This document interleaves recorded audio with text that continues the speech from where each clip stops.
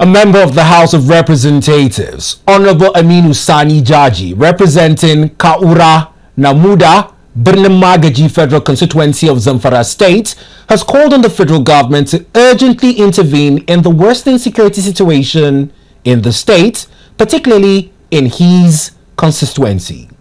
According to Honorable Jaji, armed bandits have taken control of several parts of his constituency, where they are not only killing at will, but have also established themselves as de facto authorities over local residents. He emphasized the need for a comprehensive overhaul of the country's security architecture, expressing concern that those close to President Bola Ahmed Tinubu may not be providing him with an accurate account of the deteriorating conditions in the Northwest. Honorable Jaji asserted that Nigeria does not require the assistance of foreign mercenaries to tackle its security challenges, emphasizing that the country possesses adequate manpower to address the crisis. However, he stressed the urgent need for security agencies to adopt more effective strategies, particularly by strengthening intelligence gathering and shifting towards proactive rather than reactive operations. Issue that we look at it critically, and we're trying to give it a holistic approach. Looking at the fact that, as I mentioned earlier, it is our responsibility collectively and otherwise. The mandate for the president is mandate for all Nigerians. That mandate must be translated to having security, to having unity, tranquility, peace in the country. As I said, I so much believe, as a former national chairman of the Committee on National Security and Intelligence, maybe most of the information reaching his door are more misleading.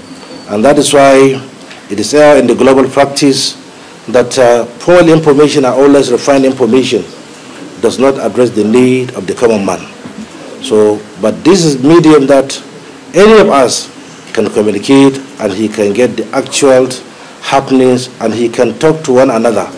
Because the issue of insecurity in Nigeria, more particularly in the northern part of Nigeria, is an issue that all of us, wherever you came from, irrespective of religious differences or tribal differences, is something that we need to be talking to each other to have a consensus on how to address. If we fail to address them, it will not only consume the Zamfara State people or Northwest, it will consume the whole of the country.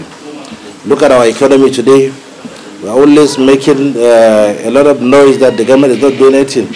But you cannot address an informal economy without having security and stability in the country. If you look at the GDP today, the GDP is being affected massively because the agricultural production in most of the areas that are agrarian community, they don't have access to agriculture today.